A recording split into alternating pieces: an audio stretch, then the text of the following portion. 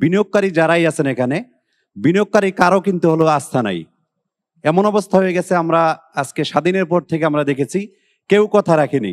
আমরা চাই বর্তমান গভর্নমেন্ট কথা রাখবে, আপনার যে কথাগুলো হয়েছে সে কথাগুলো আপনার বাস্তব প্রতিফলন করবেন, এটাই আমি চাই। এটা যেন না হয় লাইনটা আবারও বলতে হয় কেউ কথা রাখেনি। আমি চাই সবাই কথা রাখবে। ধন্যবাদ। আমরা আশা করি বর্তমান সরকার কথা রাখবে আমাদের। বলেন।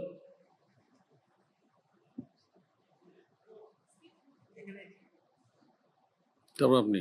জি, আমি তানভীর মোহাম্মদ দীপু, আমি একজন small business leader, member FBCCI। তো মধ্যপ্রাচ্য যুদ্ধের কারণে আমরা সবচাইতে বড় ক্ষুদ্র ব্যবসায়ীরা বিপদে আছি। আমাদের ক্ষুদ্র ব্যবসায়ীরা বিগত 5-7 বছর এই তত্ত্বাবধায়ক সরকার যে 5টা ব্যাংকে একত্রিতকরণ করলো, সেখানে আমাদের ক্ষুদ্র ব্যবসায়ীদের প্রায় 2 থেকে 3 হাজার কোটি টাকা মতো আটকানো আছে বিভিন্ন ক্ষুদ্রভাবে। এই টাকাটা পাওয়ার জন্য তারা দীর্ঘদিন এই ব্যাংকগুলোতে ঘুরছে এবং অনেকে হার্ট অ্যাটাক করে মারা গেছে। তো মাননীয় উপদেষ্টার কাছে আমার দাবি যে আগামী বাজেটে আমাদের যারা ক্ষুদ্র ব্যবসায়ীদের যারা টাকা আটকানো আছে এইটার ব্যাপারে কোনো নির্দেশনা থাকবে কিনা।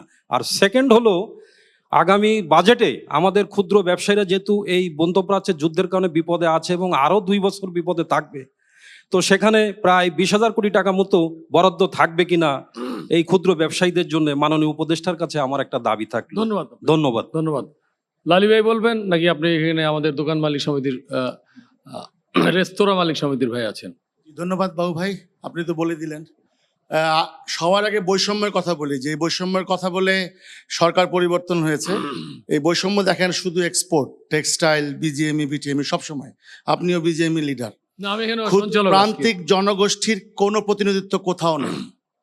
আমাদের যে সেক্টরে 30 লক্ষ অদক্ষ শ্রমিক নিয়ে আমরা কাজ করছি, আজকে 55 বছরে শুধু নির্যাতনের শিকার।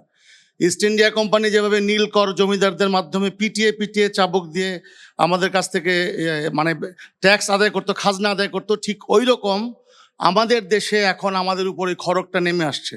30 থেকে 40% ব্যবসা কম, কিন্তু এনবিআর চাপিয়ে দিচ্ছে 3 গুণ ভ্যাট দাও, না দিলে মামলা, হয়রানি, এই কর সেই কর, উৎসে কর, যত ধরনের অব্যবস্থা আছে। যদিও অর্থমন্ত্রী মহোদয় বলেছেন এবার দেখবেন।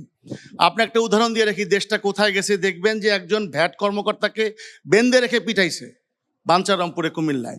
বাংলাদেশের প্রেক্ষাপটটা বোঝার চেষ্টা করেন মাননীয় উপদেষ্টা মহোদয়। দেশের অবস্থা খুবই খারাপ, ক্ষুদ্র ব্যবসায়ী ধ্বংসের দ্বার প্রান্তে। আপনার কাছে সবার আগে বলতে চাই, আপনি একটা শিল্প নীতি করেন। এই ব্যাংক থেকে কিছু লুটেরা কর্পোরেটরা হাজার হাজার লক্ষ কোটি টাকা নিয়ে মুড়ির ব্যবসা করতেছে। তারা এমন কোনো ব্যবসা নাই যে তারা করছে না। বেকারি ব্যবসা থেকে শুরু করে রেস্তোরাঁ ব্যবসা। আমাদেরকে মেরে ফেলার জন্য কর্পোরেটদেরকে প্রণোদনা দিয়ে যাচ্ছেন আপনারা। বড় বড় কোম্পানিদেরকে থামান, কে কোন ব্যবসা করবে, কে কোনটা করবে না। এই বাজেটে একটা শিল্প নীতি চাই, এবং আমরা যারা রেস্তোরাঁ খাতে আছি তাদেরকে একটা প্ল্যাটফর্মে নিয়ে আসেন। গত সরকারের আমলে একটা টাস্ক ফোর্স হয়েছিল, সেটা চালু করার একটু ব্যবস্থা করেন। ধন্যবাদ।